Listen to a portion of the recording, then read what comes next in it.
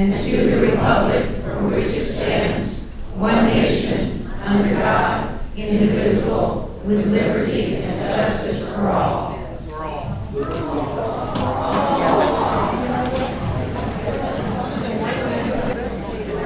For our moment of silence today, I'm going to ask our parliamentarian, Amy Shaw.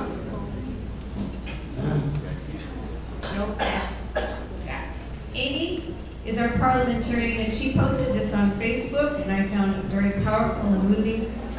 I would like her to read it, and then we'll have a moment of silence.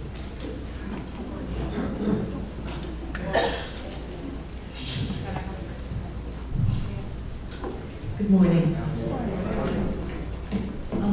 The piece I'm about to read you, I wrote right after the Dobbs decision was leaked a year ago. And then when the Supreme Court issued all of those fabulous decisions in the last week before they got signed and died, I was feeling the same way, so I dug it out and dusted it off and posted it again. So think of it in that context, please.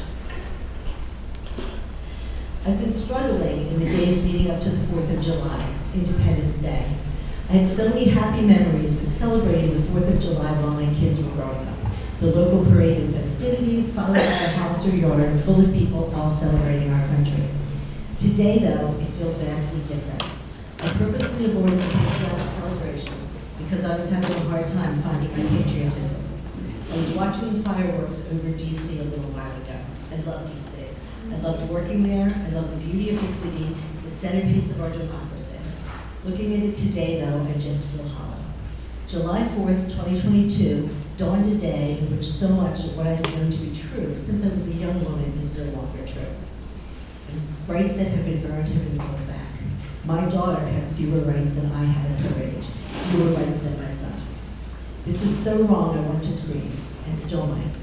With apologies to my friends and family who fall into this category but are equally worried, it feels like it is only Independence Day for straight white males. Apparently, the rest of us need to keep fighting the same battles over and over. Our democracy, the democracy of which I have always been so proud, is in shambles. Our Congress has been virtually non-functioning for years. The Supreme Court, for which I had such respect, has devolved into yet another political institution. Even the fireworks could not cheer me, for the meaning is no longer there for me. We have work to do, friends. Vital, time-sensitive work. Let's get to it.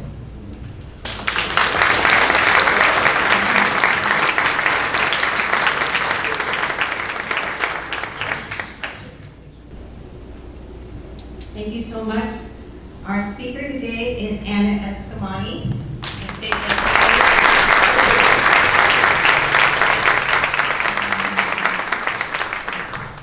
She's from Orlando, born in Orlando. I am now officially an adopted Persian.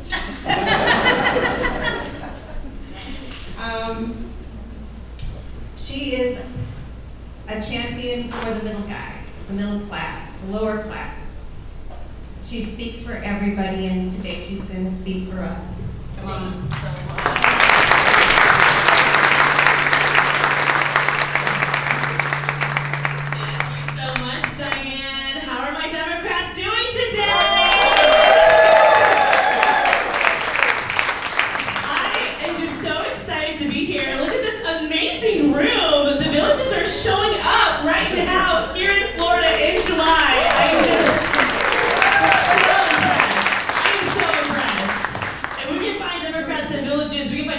Anywhere in Florida. Let's be real. Again, my name is Anna Eskamani. I'm so thrilled to join y'all today. I drove up here from Orlando, and actually right after my time with y'all, I'm heading to Miami for Leadership Blue. So I'll be on the road a lot today, but when Sue invited me, I did not want to say no. I just care so deeply about this state and about our Democrats. I feel like it is my duty to show up to help give folks an update of what's happening in your state capital, and of course, provide the steps to get more involved. And so the short time we have together, I'm going to share a little more about me, in case there are some new folks in the space. Then we're going to talk about, as the slide says, the good, the bad, and the ugly of the Florida Legislature, but I think more importantly, what you can do about it to help change it. Because this is not who we are as a state, as an Orlandonian, as a born and bred Floridian. I can tell you that I know what freedom looks like, and this ain't it. And so, with that said, my parents do come from different parts of Iran, but met each other working the same donut shop in Orlando. And so I know we have at least one Persian in the space. Now you have two. And I will say, one of our favorite catchphrases is, once you go Persian, there's no other version. Definitely applies to the State House.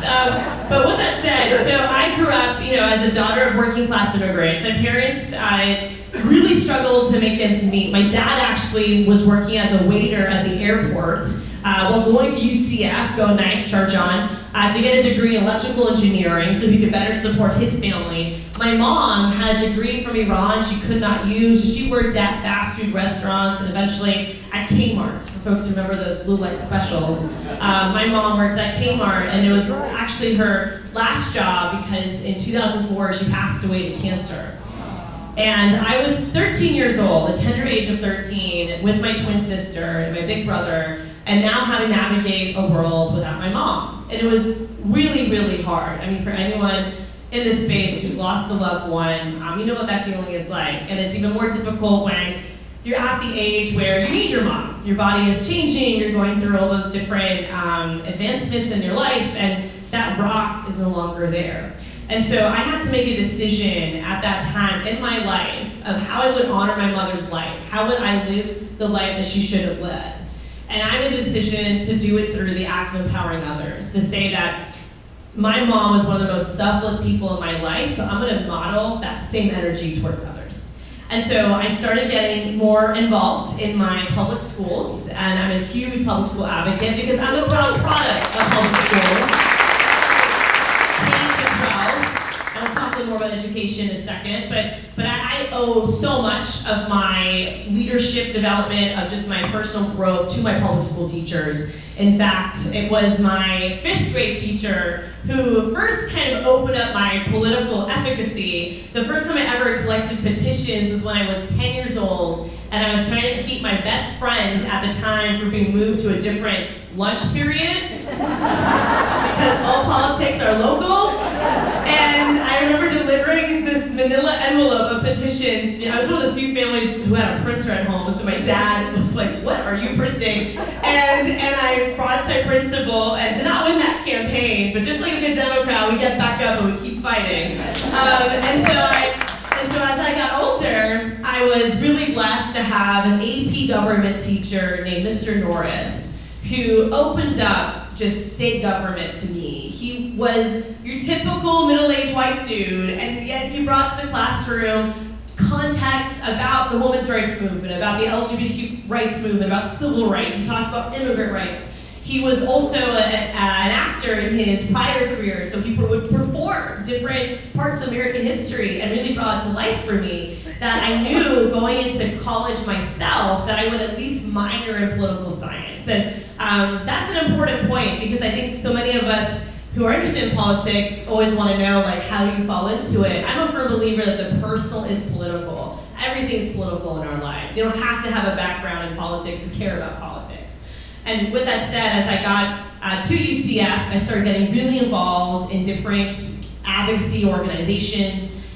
First with environmental issues. I'm a big advocate on energy, clean energy policy, and climate action. And that started really as a young person realizing that we only have this one planet and we have to take care of her. But through that advocacy, I started getting more involved in human rights work, specifically in the context of international human rights for Iran, which is why I actually switched and became a political science major, international relations focused. So I did all my undergraduate work really on international feminism and studying women's movements across the world, where I fell into, at that point, the College Democrats at UCF. Because the only two groups tabling that summer, back in 2010, was the Iranian Student Organization and the College Dems. And I just felt this intrinsic connection to my peers who were registering students to vote, who were talking about issues that matter to young people, that I actually was registered NPA at the time. My parents were both Democrats, but when I registered to vote, I wanted to decide for myself, who did I want to become? And so that summer, I registered Democrat, and the rest is history. I got really involved with the Women's Caucus. Many of you know me from my early days at the Democratic Women's Club. Shout out to DWCF. And of course, I would start volunteering at Planned Parenthood. And my Planned Parenthood story, like that of 1 in 5 American women, was as impatient. When my mom passed away, my period hadn't even started yet, which is now a bad word in Florida, by the way. But I really did not have, places to go to get resources. And so I ended up looking up Planned Parenthood after having exposure to absence-only education, which is not education. And it really sets up kids for failure. Our educator for that was a woman on stage who told all of us that having sex before marriage was committing a sin. And she even used gum as an example. She asked a young man in the front row if he wanted a stick of gum. And before she gave it to him, she put her mouth and she chewed it. And she said, "Now do you want it?" Comparing it to a woman that's had sexual activity before.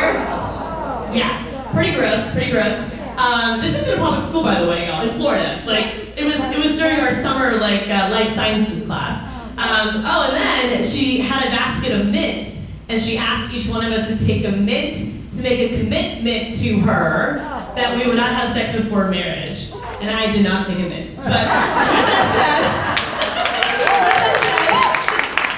with that said, you can tell that I had no ability to make healthy decisions. With that type of education, you are setting up students for failure. You're allowing for teen pregnancy to happen. You're allowing for HIV rates to be transmitted. You're not allowing for LGBTQ plus kids to be themselves and know that they are welcome and loved and supported. And so I walked into a Planned Parenthood health center. I was 18 years old looking for answers and left the method of contraception was right for me. And as I held that pill pack in my hands as an 18-year-old, I realized really quickly how precious and monumental this moment was and how so many other young women like me didn't have that type of access. And so I started advocating for comprehensive sexual education and access to these preventative health measures on my college campus. Started writing for the op-ed in my school newspaper. If you think I'm opinionating now, imagine if you knew me in college. I was so aggressive in penning opinions, a lot of times about abortion access, that it caught the attention of the incoming CEO at my Planned Parenthood affiliate, and so she offered me a very entry-level job as the development coordinator at Planned Parenthood Greater Orlando. And within a 6-year time span, we would have a merger and be across 22 counties. I would become the senior director of public affairs and be leading the charge as an advocate in the legislature and the halls. Now I lead the charge as a member in the legislature, fighting for abortion access. Bringing all of these perspectives with me, because I'll tell you the disconnection between Tallahassee and everyday people is very, very real. I literally serve with multimillionaires who don't know what it's like to struggle to pay rent, who don't know what it's like when the property insurance bill comes in and they can't afford it, who've never had to navigate loss of life or the criminal justice system and so forth. And so you need voices that come from the working class, that come from immigrant backgrounds, that have a sense of commitment to inclusivity because we've been excluded. We know what it feels like to be left out or to not be welcome in spaces. And my decision to run for office was not easy. I don't come from a political family, as y'all just learned. I don't come from money. And my race in Central Florida was going to be a flip seat. So District 47 was represented by a Republican. And of course, someone like me running for office doesn't necessarily check off the boxes of what a viable candidate has historically looked like in this state, right? To the point where when I decided to run for office, even the Democratic Party, not my local party, but the state party, didn't think I was the right candidate. They thought I was too loud, too brown. I worked at Planned Parenthood, so that was a liability. It actually was a strength. And what it showed was that even in flip districts like mine, Democrats can win. And not only did I flip our seat from red to blue in 2018, but we've kept it that way now for 2 cycles. And if you look at the map in my district, we're actually not a deep blue compared to those around me. We are a light blue. My district is third. So we're third Democrat, third Republican, third NPA. And 38% of NPAs voted for me in 2022. And so this brings me to a point of how do we win NPAs? How do we win in tough races? And how do we flip the direction of Florida? Because I could spend hours talking about the legislative session, but I think we all know what happened, right? 6-week abortion ban, 4 bills targeting the LGBTQ plus community. We have legislation that has privatized public education. Senate Bill 1718 attacking immigrants, which is impacting our agricultural industry, tourism, construction. We have policies that are making it legal to deny medical care to people that you have a moral opposition to. We see legislation giving away tax breaks to corporations, and radioactive roads was signed into law. Do y'all know this? We're going to be allowing for phosphogypsum to be in our roads. Like, what world do we live in where that is okay? And of course, on the economic front, union busting legislation. We also saw the governor sign into law House Bill 1417 and Senate Bill 170. These are not bills that got a lot of attention, but they're important. They're preemption bills, which basically means that when local governments try to solve problems like the rising cost of rent, like plastic usage, trying to reduce waste, they're preempted by the state in doing so. So when we see these local problems that we go to our county commissioners and we say, hey, do something about it, they literally can't, because Tallahassee, influenced by large corporate stakeholders, have preempted local control, local power. So this is the reality of the legislature. We don't have the numbers to stop these bills. We often lean on the courts, and as you heard in the opening moment of silence, the courts will not save us. The courts cannot be trusted. Now, I will say we've had some positive wins in federal court in the initial injunctions. In fact, preliminary injunction on parts of the voter suppression bill just happened last week. We see injunctions on parts of the attacks towards our trans adults and trans youth. And so we also now have the 15-week abortion ban scheduled for September 8th for initial hearings. But on top of all of that, we've seen Governor Ron DeSantis, which right on cue, thank you. We have seen him weaponize every state agency to pursue his fascist agenda.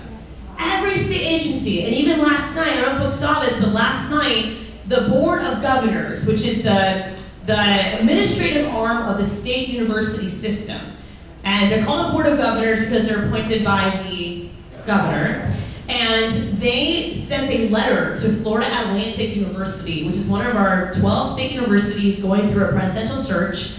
They announced their 3 finalists, and thank God it did not include someone by the name of Representative Randy Fine, which some folks might know, but he is one of the most just bombastic, hyper-conservative lawmakers in the legislature, and he's not qualified to be university president, point blank. Just like how Richard Corcoran is not qualified to be president of New College, just like Representative Hawkins is not qualified to be the president of a state college, or Ben Sass at UF, right? But we're seeing DeSantis appoint political allies to different university presidential positions.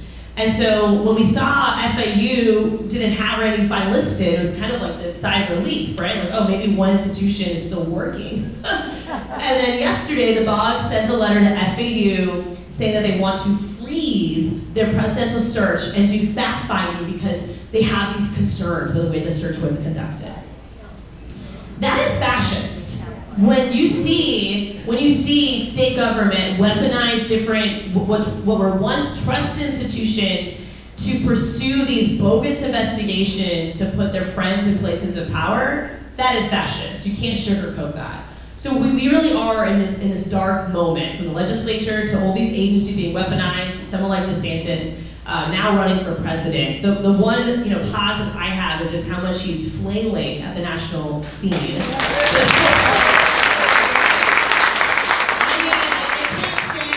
We told you so.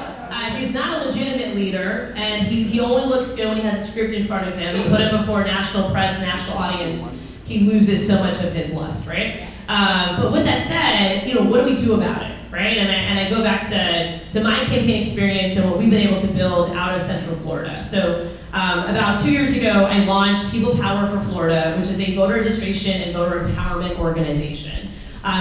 We were getting frustrated by the lack of voter registration happening from the party, that we wanted just to do it ourselves, right? And so we, through our team of old Gen Z staff, except we do have some folks that are multiple generations that also help us, because you can't do this with one generation, right?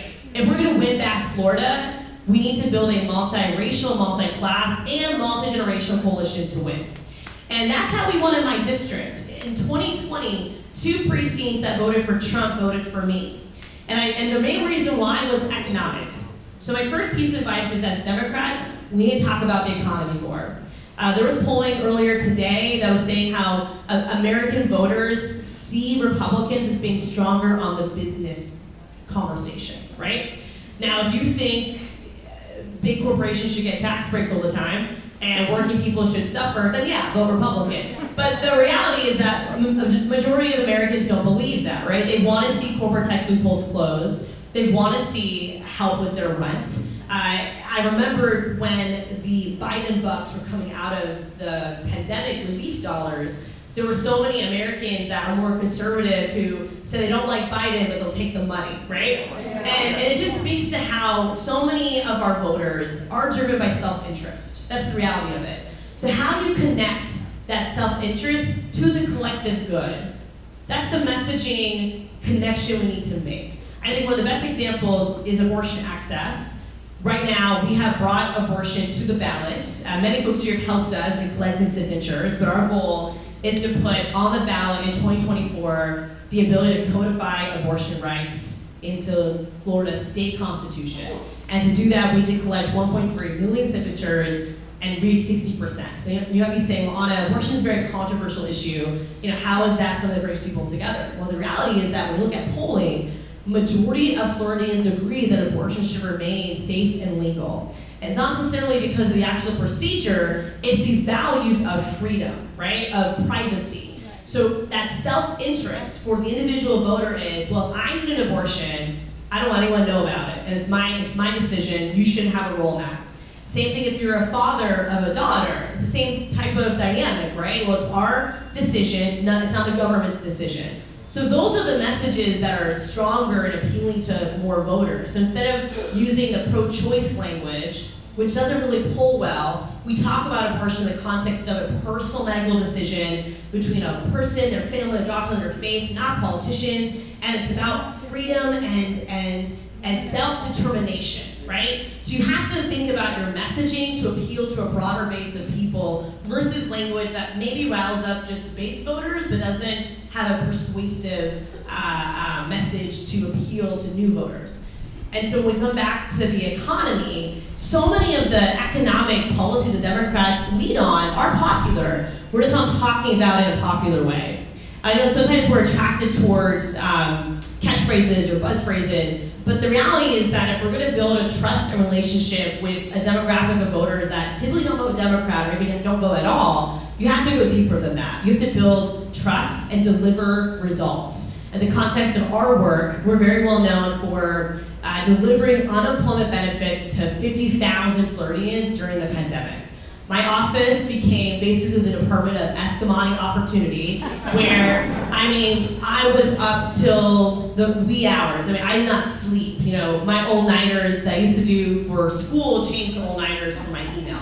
And we were just responding back to Floridians from Jacksonville to Key West and everything in between, helping with unemployment benefits, including conservatives who contacted us, who were struggling. And that helped us kind of peel away from the partisan bickering to say, look, we don't care what your political ideology is because your eviction notice doesn't care either, right? When you are trying to pay your bills, no one cares what your party affiliation is. That struggle is something that's universally shared. So let's solve it, let's address it, let's do something about it. And as the ranking member of the Ways and Means Committee in the Florida House, I take that responsibility very seriously to help amplify tax policy that is bad for consumers and fight for tax breaks that are good. And actually one of the bills that I was successful in passing this last legislative session was a permanent tax break on children's diapers and adult incontinence products. And this is very important and personal to me. My mom needed adult incontinence products at the end of her life. We know that many Floridians do need these items, and yet we're taxing Floridians. That doesn't make sense, right? But the reality is, Florida has a very regressive tax structure. We only collect upwards of, give or take $3 to $4 billion of tax revenue for corporate income tax. The bulk of our tax revenue, upwards of $30 billion, comes from sales tax. And it's not majority tourism, it's majority everyday Floridians buying products that are essential, like diapers, and paying a tax on it. So we need to champion these economic policies that are really impactful, and whether it's looking at closing corporate tax loopholes so we can better fund our social services, or looking at things like an earned income child tax credit in Florida. We don't have income tax here, but doesn't mean we can't consider more programs to put money in people's pockets who need it. And so we have to really be intentional when it comes to our messaging and talking about the economy. The most emails that I get in my legislative office are not about the culture wars. They're about, I can't afford rent. My property insurance is too high. Those are the themes, right? And you have to respond to that, and respond to it in a way that shows you understand the problem and you have a solution to solve it. The reason why Republicans push culture wars so much on us is they want us to always be defensive and never proactive. And that's a challenge. I have to fight back on culture wars. Y'all know, if you see me online, we're always fighting back. But I'm never gonna lose sight of the economy, because that really is what pulls people together and is what attracts people towards their elected officials. So when we going past messaging, now we talk about like field, right? And inspiring people to run for office. Because I will say, it's hard to run for office in Florida right now. I don't know if folks know this, but as a state lawmaker, it's technically a part-time legislature. So my salary is only $28,000. Yeah, I have a separate full-time job that's remote, that is my main income. I have to, right? And that's hard. It's hard to persuade people that have family, have career obligations, to put that aside and to run and go to the state house where you don't have, the numbers to actually pass good policy all the time. And it's very toxic, as you can tell from all the headlines. But we have to be really strategic in finding those candidates and supporting them however we can. And that support can take shape in donations, it can take shape in door knocking, helping them get on the ballot, helping to amplify their message, hosting house parties. My very first campaign back in 2018, we hosted 40 house parties across, not just Central Florida, but across the country. I had friends who hosted me in DC and even California, because I needed to raise a lot of money, and it wasn't something that I could just personally do, right? And we ended up raising $523,000 my first campaign from 4,000 donations. Because I don't take money. This is something else too. Democrats need to stop taking money from corporations that are destroying the planet and destroying our states. I don't take a penny from Florida Power & Light. I don't take even money from theme parks. I don't take money from Mosaic. It's so important for us to also, operate under that commitment to our values and where our funding comes from, because it does impact how Democrats vote. I see it every day during legislative session. But with that said, and so part of our winning strategy also has to be going back to basics. Voter registration and door knocking. That is the bread and butter of any good campaign, and it is what seals the deal. Our first campaign and everyone thereafter, we knock on at least 40,000 doors every election cycle. And we start really, really early. I already scheduled my 2024 kickoff will be on September 5th of this year. And then we're gonna start canvassing October of this year to seal the deal next November. So part of it too is longevity, right? Which is not easy. A lot of candidates don't wanna do that. But if you're gonna win, and especially swing areas, you have to raise early money and get on the field really early too. And that also helps you pace yourself, because when I have to raise $500,000, it's hard for me to do that in a short period of time.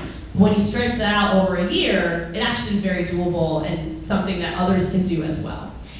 So I will say, especially here in Central Florida, we have a lot of flippable seats. One of the reasons why Democrats lost so miserably in 2022 was not because there were voters that ran for DeSantis. It was because Democrats stayed home and didn't vote.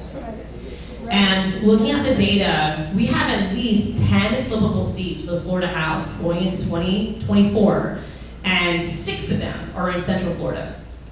These are seats that go through Orange and Seminole County, Orange and Osceola County. Those are the two main areas that I'm referencing. And so, of course, you might ask yourself, well, how about here in the villages? I mean, I will be candid and say that just on purely numbers, we don't have the numbers in every part of the state to flip seats. We just don't at this time. So you have to be really strategic and allocate your resources in areas where we can have an impact in the short term while we plan long term. So it's different strategies for different areas. In the long term, to think about an 8 to 10 year strategy in parts of the state that maybe now we see as more red, then it has to be a campaign focused on voter registration, over time, change the makeup of the electorate, to appeal to people on issues and messaging and our values, as we talked about, while building and cultivating candidates that can run when we're ready. Because I also don't, I think I'm kind of twist on this. And I understand the point of having candidates in every seat because you want to waste Republican dollars. But at the same time, we're stretching ourselves really thin too, and then we're losing seats we could have won because we were so focused on everything, right? So you do have to think about, just in an environment where resources are scarce, how do you allocate them in a way that makes sense? And with today's technology, you can call into any race to help activate voters. Right now at People Out for Florida, every Monday, 4 to 6, we do a virtual phone bank for vote-by-mail renewals. We're focused on Orange and Brevard County right now before we move to other counties, where we're basically just calling Democratic voters whose vote-by-mail expired, and we're asking to renew it, right? And you can do that from the comfort of your own home. You don't have to be outside in the heat or anything like that. But at the same time, for those who can knock on doors, we're doing 3 canvases this summer. We're calling it Strike Back Summer. And we're helping to collect petitions for myself, Carlos Smith, who's also amazing, and then one of our local school board member candidates, because Moms for Liberty is growing, and I like to call them Planned Parenthood, but they are planting their seeds everywhere. And we actually have a Moms for Liberty school member even in Orange County. That happened in Orange County. But it can happen in our county, it can happen anywhere. So we are lifting up our local school races as well. And my point in doing that is to also share resources, right? Because if I'm gonna host a canvas, why not carry other people with me who'd also benefit? So be strategic with your resources, because we have limited resources. We have limited volunteers, we have limited hours in the day. So what can we do together to be strategic and use those resources as effectively and efficiently as possible? And I want to create room for some Q&A, so I'm going to step back and just offer some quick closing thoughts. I mean, Florida is a very big state, which means it's a very expensive state to win. The funding deficit between Republicans and Democrats in 2022, I'm sorry, not the funding deficit, the expenditure deficit. So this is how much money was spent. The difference of money spent between Democrats and Republicans in 2022 was upwards of $250 million. And so when people would tell me, I only see DeSantis ads, I see your ads, I don't see anyone else's ads, it's not that Democrats don't want to buy ads, the Democrats didn't have money to buy ads, right? Now, I always tell folks, we're never going to outspend our opposition. We're just not. I mean, they have so much more money than we do, and that's the reality of it. But we still have to raise enough to be competitive, and then we have to spend it in a way that's smart and efficient, as I just described, right? And so we can do this, but I also want to encourage all of us to not just operate on a 2-year cycle. We have to operate on a 10-year cycle. That's what led to Georgia having 2 Democratic U.S. senators, right? It wasn't because every 2 years they kept, getting up and thinking, oh, what did we do wrong? No, it's because every 2 years, even with losses, they made gains. And they track those gains over time.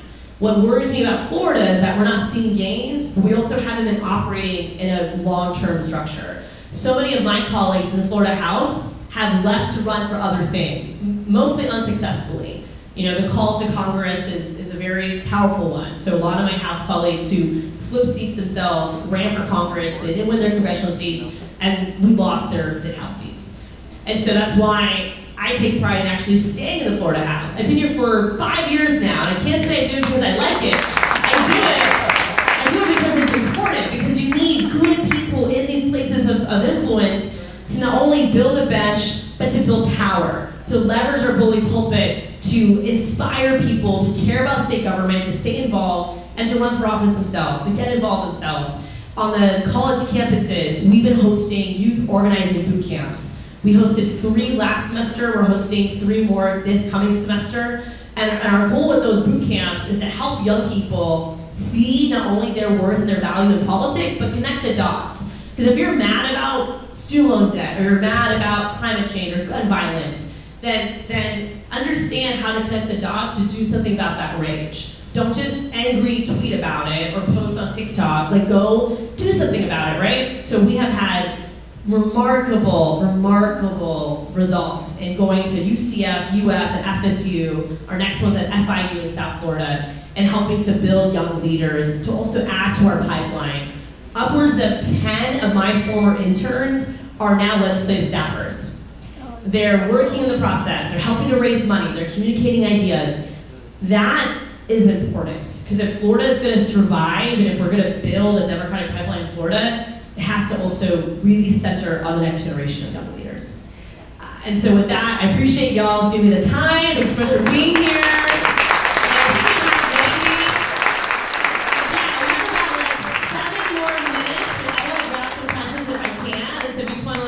Raise your hand, I'll try to popcorn it style. And we do have some swag over here, including stickers and bumper stickers, so please grab some as well before we wrap up today. So what questions do we have?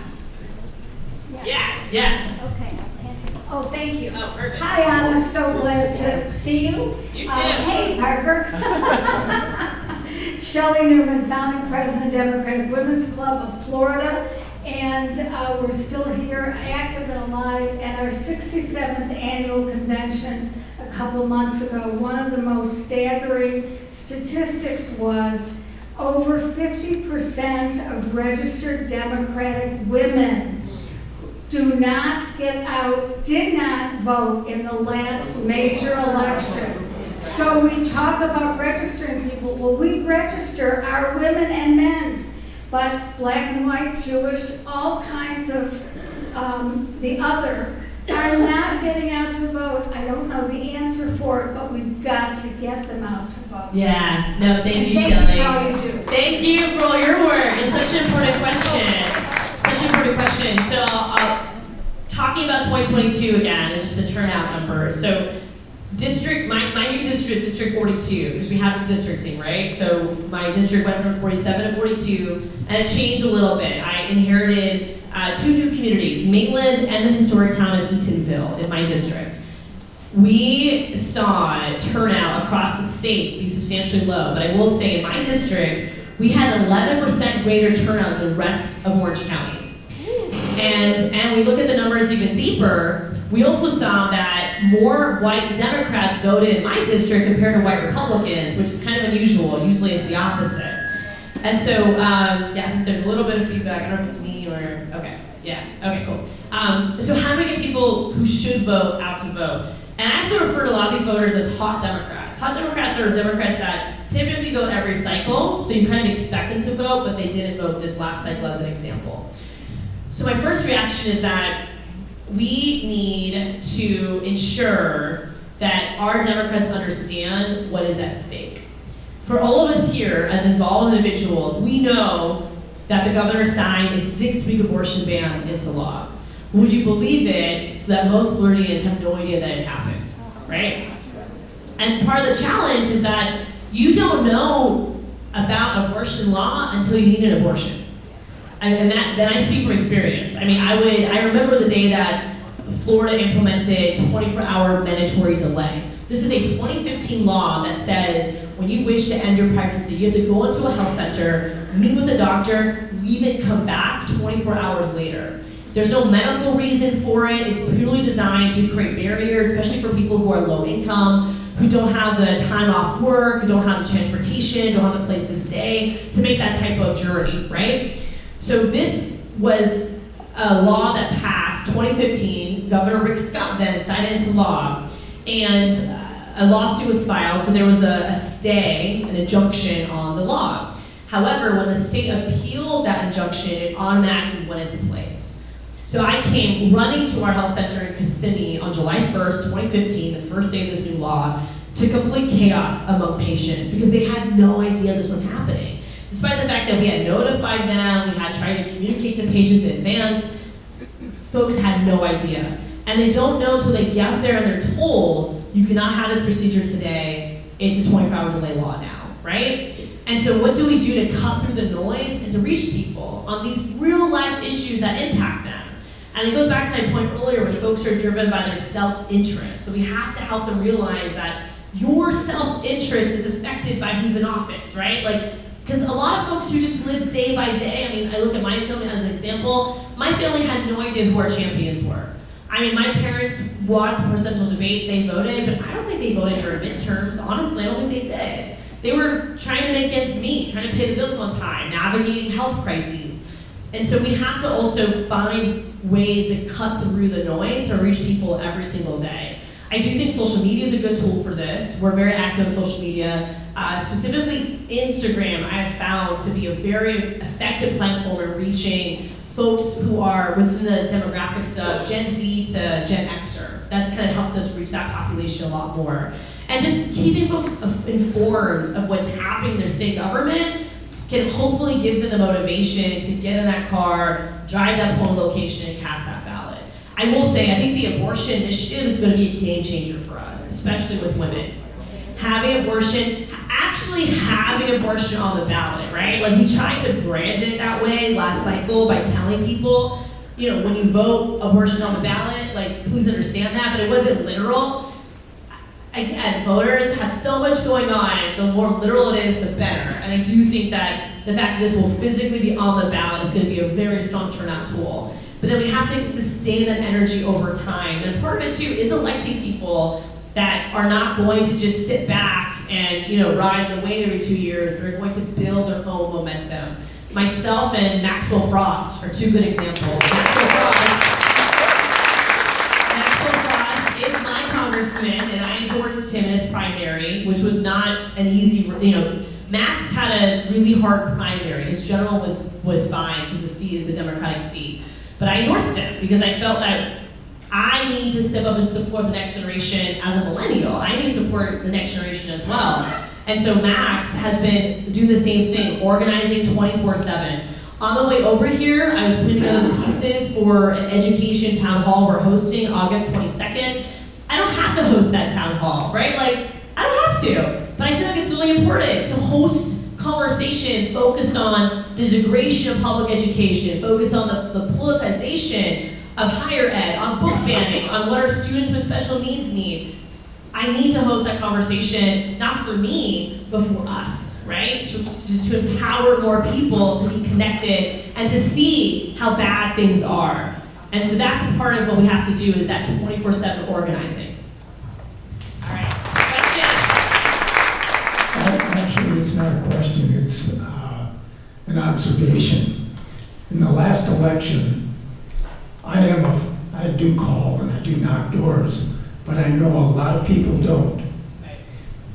But what I started doing is I called my friends and family all over the country. And I called them and I said, "You're going to vote this year, aren't you?" And when they said yes, I said, "You know, I'm calling all of my friends and family all over the country and getting them to vote. And then what I want you to do is, will you call all your friends and family, I don't care where they live, and get them to vote. And when they say yes, say, will you call your friends and family, I don't care where." And that is, you know, exponential growth, and it's born calls. Absolutely, yes. I love that. I love that. So that is relational organizing 101, right? Is tapping into your relationships and asking them to tap into theirs. That is so smart. That's exactly what should happen. And then you can also try to mimic that at a neighborhood level. So for example, you know, when we host house parties, we will pull a list of the voters, Democratic voters in that neighborhood, and we'll canvass them. Not to vote, we'll canvass them to come to our house party, right? So also think about how can you integrate that relational organizing at a hyper-local level. The same tools that we use for GOTV, I use for my town halls. Like, I don't just post the flyer online and hope people show up. We actually do text banking. I text text voters, invite them to come to the town hall. We mail postcards to come to the town hall because the ask to come to a town hall on a topic of interest to them is a softer ask than can you go vote. And so when you engage in that type of community relational based organizing, then when election time comes around, you don't have to ask people to go vote, you just have to remind them where the poll location is, because they already feel motivated to go vote. But that is that consistent persistence, right? You have to do that 24/7. So thanks for good advice. All right, what else we got? Anna, you are phenomenal.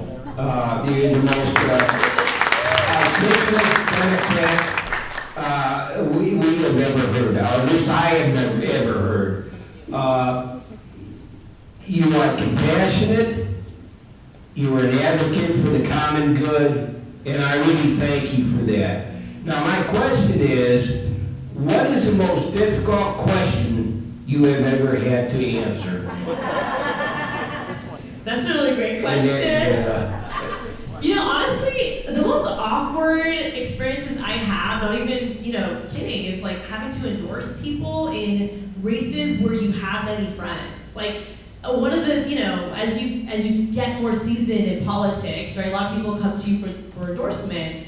And believe it or not, I do not like confrontation, and I don't like making people sad or mad. Like, I've always been a very positive person, and if I could avoid conflict as a child, I totally would. And it's ironic to be in a political position where I have to be confrontational all the time, and I'm always making people upset. But I would also argue that the best politician is someone who doesn't want to be a politician.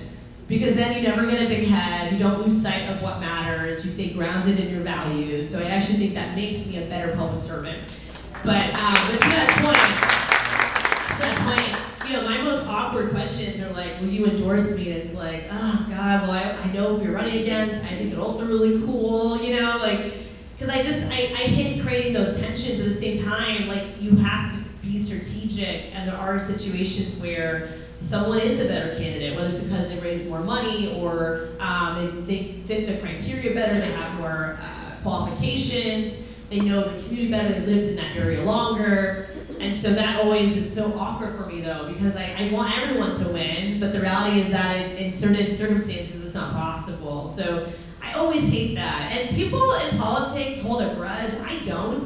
I let go of grudges so quickly. There are people that campaigned against me aggressively or endorsed my opponent in 2018, and years later they requested my yard sign.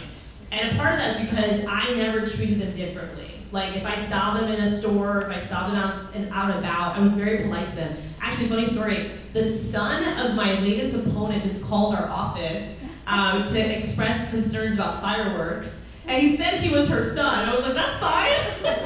We welcome that, right? And so I think, that's my personality, but it's always so awkward when when I'm asked to make that type of decision. And I've not all my candidates win either, so that's always hard a hard pill to swallow, but you gotta have that courage. And I always tell myself that when you're most afraid to speak is when you must speak. And so when you're afraid to make that decision, it actually further amplifies why you need to make one. So thank you. Thank you. All right, let's keep going. I have a couple of states, I think Wisconsin and Michigan, have had put on their ballot to outlaw gerrymandering. Right. And I have two questions. One, what would be the chance of us getting that done in Florida and getting it on the ballot? Because I know Republicans also don't like gerrymandering because they think the Democrats are doing it. Democrats don't like it because they think Republicans are doing it. So that's the first question. And the second is, if it did pass, how much would that help in Florida? Great question. So technically Florida did pass that. Right? So in 2010, the Fair District Amendments, so I think they're amendments 4 and 6, I believe, were anti-gerrymander amendments. Now, I don't know if folks remember those, but there was supposed to be a third amendment that year that would have taken the map drawing process away from the legislature into a third-party entity, if you will, an objective third party. That amendment had some sort of typo or some sort of language issue where the Supreme Court tossed it out. Because remember, there's three ways to amend Florida's state constitution, right? One is the legislature puts before the voters language for you to vote on. So the legislature, through what's called a joint resolution, can make suggested amendments to the state constitution, and then you, the voters, will vote on it. One to look out for, that will be on your ballot in 2024, is to increase the threshold to amend our constitution from 60% to 66%, which you should vote no on, because that's basically designed to choke any other ballot amendment that's citizen-led from passing. The other way to amend our constitution is through the Constitutional Review Commission, or CRC. The CRC meets every 20 years. They're also appointed by the governor, by the speaker, so it tends to be more conservative right now. But the CRC will make recommendations, and again, they have to present it to the voters. Nothing can happen to our constitution unless we approve it. And then the third version is what you're alluding to, citizen-led ballot initiative. This is what got us rights restoration, that's what got us a minimum wage, and that's what we're doing right now for abortion, is collecting signatures to get on the ballot. So back in 2010, a coalition with Legal Voters, Common Cause, a few other great organizations led the charge on fair districts. So technically in our state constitution, we do have those provisions. You have to draw maps that are compact. You cannot crack communities. You can't push communities in one bulk. If y'all remember, we used to have, Congressional District 5, that was Corey Brown's seat, that stretched from Jacksonville all the way to Orlando, and it basically took all the African American communities in one, so the surrounding seats were Republican, because it tried to compress all the communities of color, so they elected one person, when they really should have been able to elect more than one person of color, right? And that was deemed unconstitutional in Florida's state constitution. What's happening right now is Governor DeSantis has a whole new conservative state Supreme Court, and also a conservative federal Supreme Court. So he drew congressional maps in particular that eliminated 2 minority access seats, and that's what we're going to court for right now. And actually, I was subpoenaed by the governor's office. It was a lot of fun. I was deposed for 5.5 hours on the maps. I was interrogated on the maps, which if I need to put my body on the line between freedom and fascism, I will do that any day. But this lawsuit is pending, and I'm hopeful the Alabama Supreme Court case, where they said you couldn't eliminate minority access seats, will help us in the context of Florida. So this is the test to see if our current fair district amendments are going to hold. That is what we're waiting to see. So to answer your question, I think it would be helpful to have a ballot amendment that took the process away from the legislature, so that it was drawn by an outside entity. And depending on what happens with both state Supreme Court and federal Supreme Court on the current maps, that will help me answer your question if we need more language in our state constitution. Because technically we already have it. That was something that we accomplished as Democrats, as advocates. We accomplished that in 2010.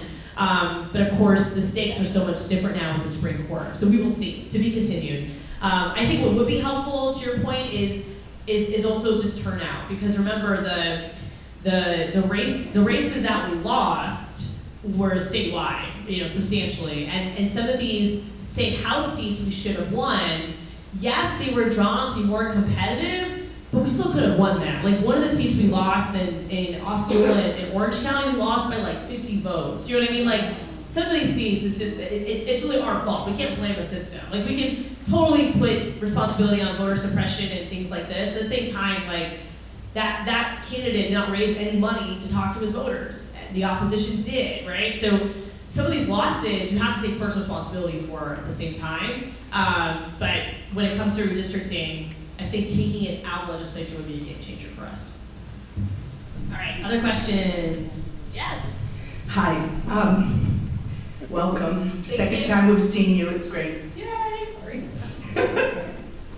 I just wanted to share a quick story, I hope, with some things we've been talking about. I was never into politics, and one of my reasons was I was afraid. I'm not very I'm technically challenged, and I have to give credit. My mother's 90, and thank you, and she's still kicking, and she's still a mom of 3, and gonna make sure we get it right. And she basically held my hand and taught me how that I could do it by mail, you know? And she talked me through it. When you get your ballot, call me, we're gonna do this together, you know? And now, so I never paid attention to anything, and then when certain issues have come up in the last 5, 6 years or whatever, now things are important to me, and then I joined here, and I really like it. I participate quite a bit, and I really like it. And, I forget what I was gonna say, but, I can't really understand anybody that wouldn't want to get a little active in some way or understand, because this is no joke. It's absolutely no joke. And just one last thing I want to say is, so I have a relationship, and some of us, that person doesn't see things my way, but he's older, and he's kind of like, if it ain't broke, don't fix it. He's got his money coming in. So one day I said, you got your golf, you got your beer, you got your girlfriend. That's all you care about, you know? But anyway, if that person gave me a hard time about doing what I wanted to do, or anybody else, that would be a big deal breaker with me, because I'm not going back. Yes. So first of all, like, thank you for sharing. And I think you're the perfect role model. What we talked about, right? Are people that are just, I don't know if that's my mic or the other mic, but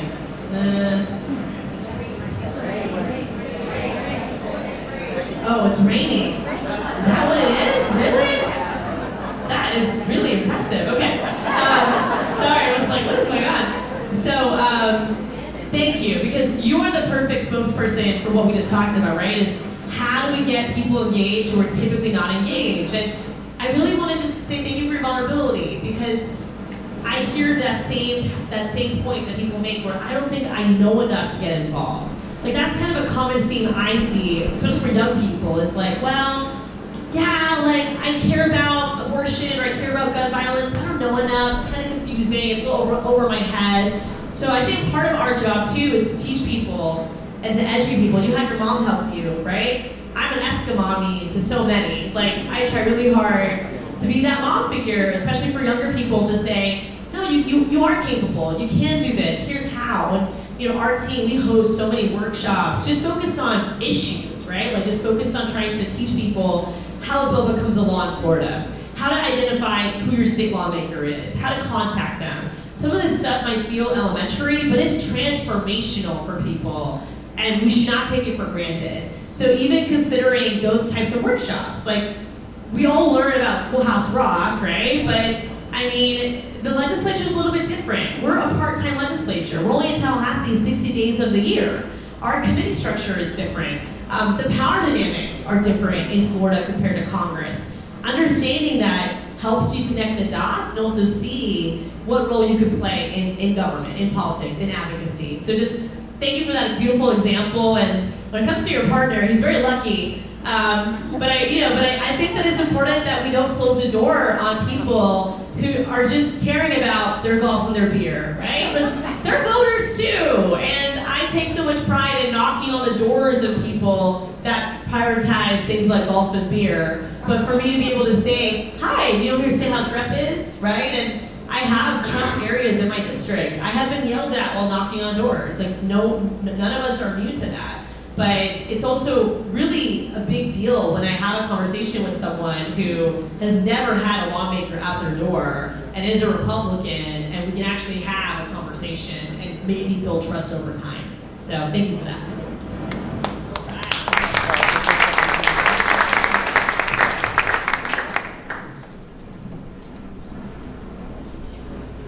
Hi, Anna. I just have a couple of things to say. First off, I think it's extremely important, because if you talk to 18 to 30-year-olds, they really do not believe that it's important. They don't, whatever happens, it's, there's nothing they can do, and they're more concerned about just everyday living. And they need to realize how very, very important it is that they do vote. And second of all, I do believe that we need to reach independence. Very much so. Thank you. Thank you for that feedback. Yeah. I cannot agree with you more. I mentioned in my district, we had about 38% of MPAs vote for me. The average in other districts for the state house was more 3 to 6%. So losing NPAs is a major issue for us, especially since just looking at voter demographics in Florida, right now, NPAs are the fastest growing voting bloc, right, in the state. And so if we're not appealing to NPAs, we will not win. There's just no way. And so I'm thinking that point, and I actually think that there's like this undercover conservative agenda to make young people feel like voting doesn't matter. I mean, I see that online where there's like these graphics that are like both parties suck, blah, blah, blah. I mean, let me be clear. I have criticism of the Democratic Party, of course, but only one party tried to take over the Capitol on January 6th, and only one party is taking away all of your rights, and so I don't think you can compare the two, but there is this conscious effort that I've seen to split the vote. And especially when people who say, don't vote for Biden, I'm like, I will not have a 2016 repeat. People didn't want to vote for Secretary Clinton. Like, I will not have a repeat of that. So I think it is important to also remind voters, especially young people, that even if you don't like your options, please remember that sometimes you're voting for your adversary. Who do I want across the table for me when I'm talking about immigration or LGBT plus issues? I would much rather have President Biden at that table with me, who will open the door, who I can talk to, who will share my same values, than someone like Trump or DeSantis, who won't even open the door in the first place, right? Helping voters understand that, like, not every candidate is someone you can go get a beer with, right? Like, you're also voting for someone who can do the job and do it well. And I try really hard to remind young people of that all the time. And also, every 2 years, y'all, there's an election. So if you're bummed out right now, just wait 2 years, you'll have other awesome candidates. Like, you can be that candidate, right? It's really helping young people not, like, get caught up in that instantaneous gratification that social media demands of us, and to think long term.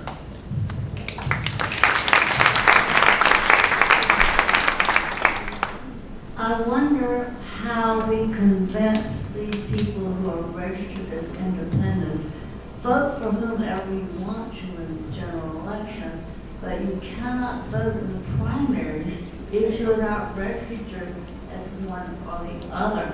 And that takes away an important incentive for people to actually get out and vote for a Democrat in the primary. Yeah, no, that's a great question. I mean, I think this is why the open primaries, advocacy has gained a lot of traction. Because I was at PA when I first got registered to vote, and I was very lucky. My first election was 2008. So I got to vote for President Obama as an 18-year-old, which was like super transformational as a young person to do that. But when I got to my primary ballot, I was like, what? I can't vote for anything, and that was my first realization of Florida having a close primary state. So part of me thinks open primaries is also, or some states, they allow the NPAs to vote in a primary. So it's not necessarily open primaries, but it allows them to pick a ballot. I think we need reform in that regard. I think it would be helpful to allow NPAs to engage in some degree in the electoral process, whether it's open primaries completely or just open in the sense that you can pick a primary ballot to vote in. But beyond that, trying to incentivize NPAs to change, I think it's always worth talking to your friends in that regard about voting in a primary. But when it comes to resources, the money we would spend trying to get NPAs to do that, we just better spend the money trying to get out our voters in general. So I don't know if I advise that as a hardcore campaign, but I think part of the solution would be to advocate for opening up primaries so NPAs can participate more directly in that early process. All right. I think my microphone's dead. I know, but I can project, but what other questions do we got? Oh, I see.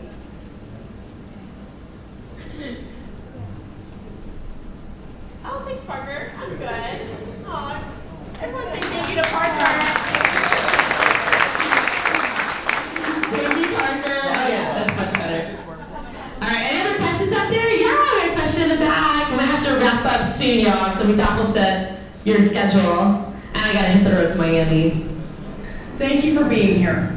Thank you for having me. I retire in 14 months and 23 days. And understanding that Medicare and Social Security are federal programs, Right. what is being done at the state level to protect those programs? Thank you. Yeah, great question. So actually, Medicare is federal, but Medicaid is a relationship between the two. And so first of all, I mean, I advocate for the expansion of Medicaid. It's ridiculous that we're now 10 years, following the Affordable Care Act, 10 plus years, and Florida has still not accepted the expansion of Medicaid and Medicaid dollars at the table. With that said, right now, we're going through the unwinding of post-pandemic Medicaid. And I'm sure you've read these headlines of Floridians that are losing their Medicaid coverage even though they still qualify. And their children are losing their coverage as well. And so I think part of the responsibility as Democrats is to ensure that, again, the public is aware of this, they know who's responsible for this, and they have the solutions to address it, which would be expanding Medicaid once and for all. And by the way, there is a ballot initiative amendment underway to put before the voters in 2026 the question of expanding Medicaid in Florida. So definitely stay tuned for that. It will not be 2024. The campaign will go live next year, but they're going to collect their petitions for 2026. With that said, there really hasn't been too much activity at the state level around Medicare. But I do think as members of the Democratic caucus, we have signed on to support letters to our congressional delegation to protect Medicare. And also, I've done what I can to amplify just the poor leadership of Republicans like Rick Scott on this issue. Because he's trying to hide from it. He's trying to say that he's a champion of Medicare. And again, Republicans are so good at reinventing history. It's why they want to ban history, is they just want to reinvent it and write it themselves. And you can't let them get away with it. So I think a part of our job too is to make sure Americans and Floridians understand who is protecting your Medicare, who isn't, who wants to expand Medicaid, who's trying to not only shrink it, but eliminate it, right? And to really ensure that it's black and white as much as possible when it comes to these really sacred safety nets and programs, especially for our retirees. And with that said, I want to, of course, acknowledge any veterans in this space and say thank you for your service, and that we have a lot of work to do in the context of veteran services. So Florida does have a Department of Veterans Affairs, and the state does manage several different nursing homes specific for our veteran population. And this is another demographic of Floridians that are unfortunately overlooked in a lot of cases. And so I think we also need a champion delivering healthcare services to our veterans, and specifically homelessness is the biggest issue I have right now in my district. We're home to some of the wealthiest of zip codes in my district. We're also home to people that are housing insecure, including veterans, including those with PTSD, folks with different substance abuse challenges. So I do want to also acknowledge that these are the type of issues that people need us to lead on. And the reason why you don't see Republicans champion them is because Republicans see the benefit in destructive politics versus actual problem solving, because they don't have real solutions to solve these problems. And so to kind of full circle the conversation, we have to respond to these culture battles. We have to protect our communities. We have to defend immigrants and LGBTQ plus people and women, and ensure that our most vulnerable people can live a happy, full-hearted life, while also being proactive on solving some of these really difficult policy questions and challenges. And I think if there's any group that can do it, it's going to be us. So thanks for that question, and congratulations again. And with that, if there's any more questions, we're about to wrap up. So I'm going to toss the mic over to your illustrious Madam President. But thanks so much for the opportunity, y'all. I do have some swag over here. I'm going to have to put the road soon-ish, so please come grab something before I go. I appreciate it. Thanks so much. Let's keep working and let's start winning. Thank you, y'all.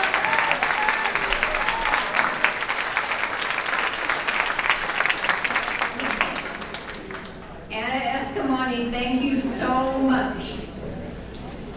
Has anybody seen the phrase "Blue Crew" floating around? Anybody? Anybody else? Okay.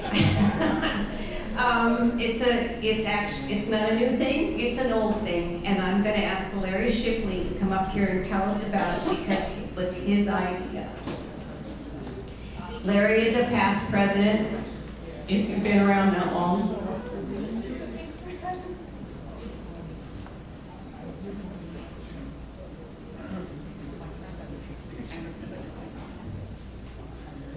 Well, good morning, Democrats. Back in the day, we're talking 10 years ago, we had Blue Crew at the square. Now, Blue Crew at the square meant you put on your Democratic shirt, and we used to be able to have a table at the square, and we had a flag there, and that sort of thing. And it was just a way of showing Democrats that there were Democrats. And I always carried a card in my pocket that said, yes, I am a Democrat. And I fill it out, give them my phone number, and said, give me a call if you have any questions. Now, it was still kind of contentious because Obama was running. So there were some people that didn't like us because of that. But it wasn't like it is today.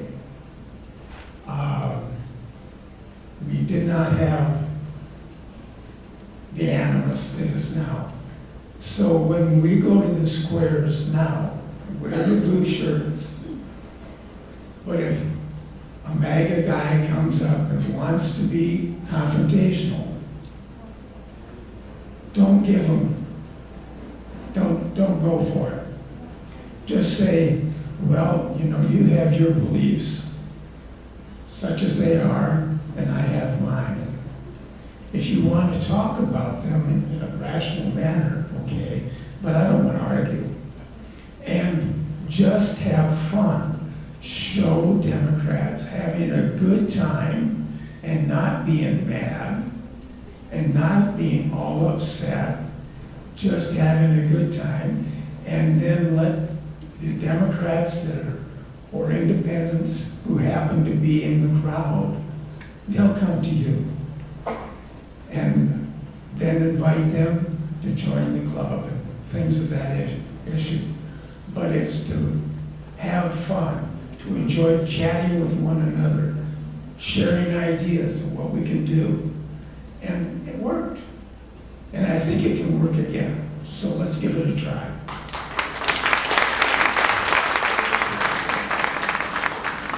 Thank you, Larry. Our first Blue Crew night is going to be July 27th at Brownwood Square, 5 o'clock. We'll save some seats. After that, every month we'll rotate through the squares.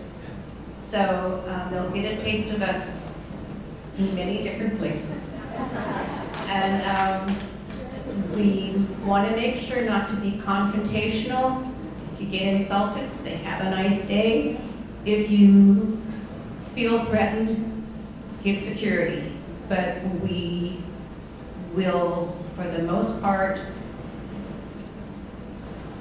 be peaceful, unless we can.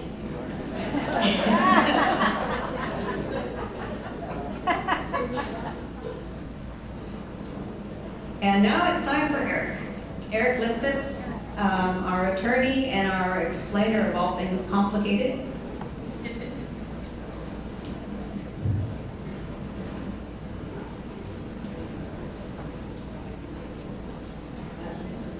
Hello, hello, my fellow Democrats. Great to see you here. Diane asked me to give a fast talk, and I am going to make it fast, regarding the 3 Supreme Court decisions that came down last week. These 3. Now, the first one I'm going to talk about is the affirmative action case, the Students for Fair Admissions versus Harvard. Now, this particular case, the Asian American students sued Harvard claiming that they were being discriminated against. The Supreme Court took up the case and because Harvard had an affirmative action program that did tilt towards African American applicants. The conservative majority, led by Chief Judge Roberts, reached all the way back to the 1954 Brown versus Board of Education decision, and it wrapped itself in all this very flowery language about how America has struggled with discrimination. And then it got rid of the remedy for dealing with discrimination. It got rid of affirmative action. But we can go to the second slide. No, next one. This is footnote 4 of the Students for Fair Admissions, the Students for Fair Admissions versus Harvard case. And in this case, as you'll see, Chief Judge Roberts specifically says that no military academy is a party to these cases, and none of the courts have talked about whether or not diversity would be good for our military academies, so this opinion does not address the issue. In other words, the Naval Academy, West Point, the Air Force, the Merchant Marine, the Coast Guard, they can still consider how to take race into account when building their admission classes. This is a complete recognition that diversity is a good idea. And so when they knock it out for universities and colleges, but they kept it for our military institutions.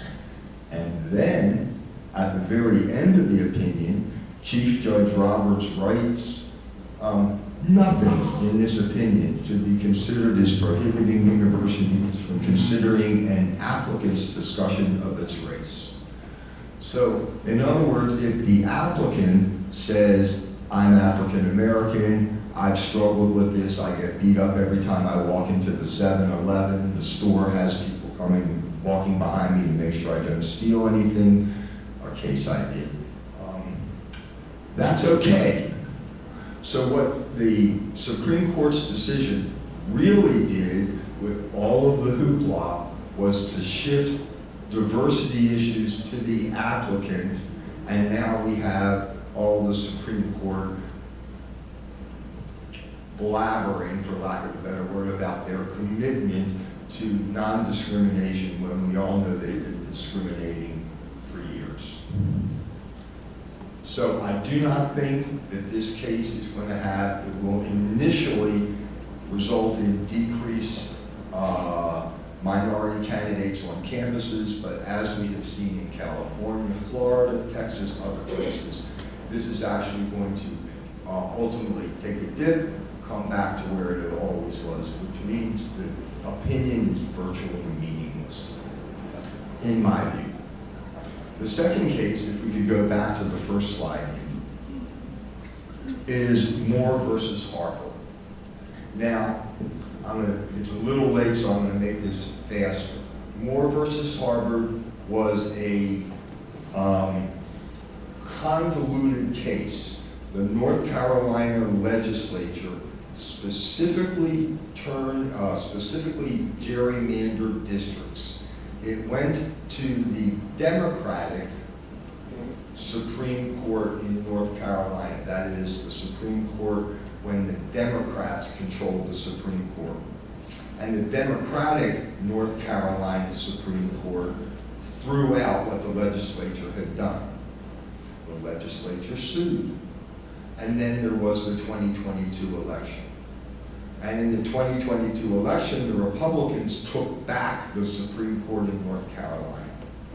And they threw out the previous Democratic Supreme Court's decision and allowed the North Carolina case to move forward. Pardon me for losing my moment. In any event, the case was not moved because they had established the original map. The case was not moved because the Supreme Court said that they could move forward with it anyhow because there was a case in controversy at the time the case was filed. So they went ahead. But the important part of Moore versus Harper is what the argument was. The North Carolina legislature said that when it comes to electors, we don't have to pay any attention to what the courts say, to what the governor says, and even what the people say. And they're basing that upon Article 2 of the Constitution, Section 1, which reads, "Each state shall appoint in such manner as the legislature thereof may direct a number of electors." Now, this unicameral, unilateral legislative theory is what Rudy Giuliani, Sidney Powell, John Eastman, and all the right-wing people were pushing when they went and in the run-up to January 6th. Now, if you watch MSNBC or CNN or other mainstream news channels, you will see commentator after commentator say the Supreme Court will reject that particular theory 9-0. It's a frivolous theory. Next one in. It didn't. And actually, 2 justices, Thomas and Gorsuch, adopted that particular theory. And the theory is so nutty that even Alito didn't join it. Part 1, Thomas objected because the case was moot. Gorsuch agreed. And part 2 was that Thomas adopting the unicameral legislative theory. And even Alito wouldn't join that. Now, what does that mean actually in terms of practicality for us is that Thomas and Gorsuch gave Giuliani, Powell, Eastman, and all the other lawyers a get out of jail free card. Because now they are all looking to have their licenses suspended or be disbarred, and now they'll be able to say, you know, as to that theory that the legislature could do what it deems to do. 2 justices on the Supreme Court agreed with us. And thus the claim was not frivolous. So what Thomas and Gorsuch actually did was give get out of jail free cards to all the lawyers who were pushing the unicameral legislative theory. Thank you very much, don't you think? The third case, 303 Creative LLC versus Ennis, is actually about a woman by the name of Laurie Smith, who didn't have a website business for weddings. So what she did is she went ahead and she filed in the court because Colorado's public accommodation law requires that if you're going to be open to the public, you have to serve everybody. And she said that it would offend her deeply held, sincerely held religious beliefs if she had to create a website for a same-sex marriage. Now, the first thing you may want to note here is that she hadn't done it. And the Supreme Court and all courts, all cases are defined by what are called cases and controversies. And there wasn't one here. But nonetheless, Justice Gorsuch said that if she puts her work into building a website for a same-sex marriage, that is expressive. Expressive is covered by the First Amendment, and expressive trumps, for lack of a better word, trumps the Colorado Public Accommodations Law. Now, he doesn't define expressive. He doesn't define non-expressive. So what this opinion has really devolved into is Christmas in June for lawyers. There is going to be litigation about this for years over what is expressive and non-expressive. And as I often say, the only way you can tell who wins in a courtroom is look who the lawyers are.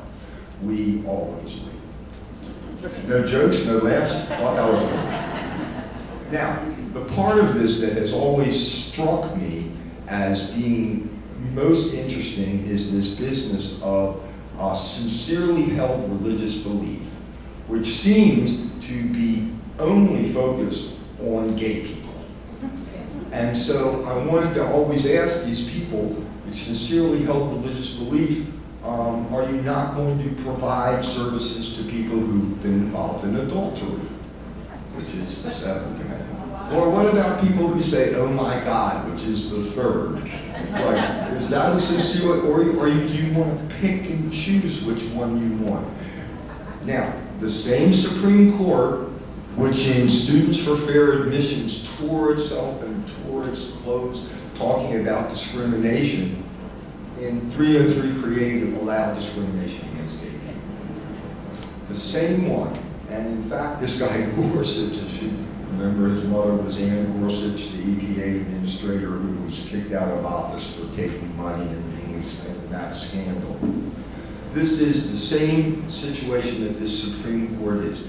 This is as Anna talked about, this is a political Supreme Court, which takes us back to taking a look at where we are at this particular time, if I can, in the villages. These are troubling times. Those of us who play golf, we drive around, we see them. In Florida, we have banned books. We have whitewashing history. Here in the villages, we see Trump signs, Trump flags that are out of compliance. How many times have we been behind somebody who has the "Let's Go Brandon" bumper sticker on? And the one I particularly love is "I support our police, but I don't support the FBI and the Department of Justice." I don't do that. I want to tell you that from what we just said, that your board recognizes what it is that's going on, and we are not standing down. This Blue Crew, an old idea, show up. The biggest problem, I think, here in the villages, outside of the people that are here for this one meeting, is we feel alone. Democrats don't know that there are other Democrats here in the villages. So go to this Blue Crew event. I think people are going to come up to us and say, God, I didn't know there were Democrats here.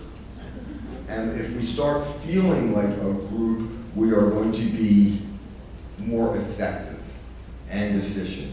Now, the other thing is if everybody walked in, I said, have you registered to vote by mail? And I'm happy to tell you that of all the people that were here, only 4 or 5 had not yet registered to vote by mail. So I apologize in advance for saying to people, oh gee, have you registered to vote by mail? But I want to tell you that your board is going to be more aggressive as we are headed towards 2024 in terms of doing what we can to turn Florida blue and to make this place, America, live up to its ideals. Now, Anna talked about a petition to put abortion rights on the ballot here in Florida. Everybody here has it on their seat. Let me ask, who's signed it yet? Good. For those people who haven't signed it, sign it, if I may. For those people who have already signed it, take it home and give it to somebody else to sign. I'm signing mine right now. I have 2 daughters. I can't stand what's going on here in Florida. If you can sign it today, give it to Chris Anderson, just like I'm about to do.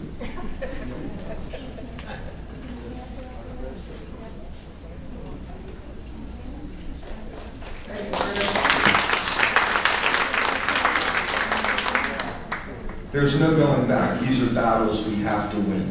There is going to come a time, not today when I ask you to sign a petition. There may well come a time when we're going to ask you to do more. Get ready. This is a battle we cannot lose.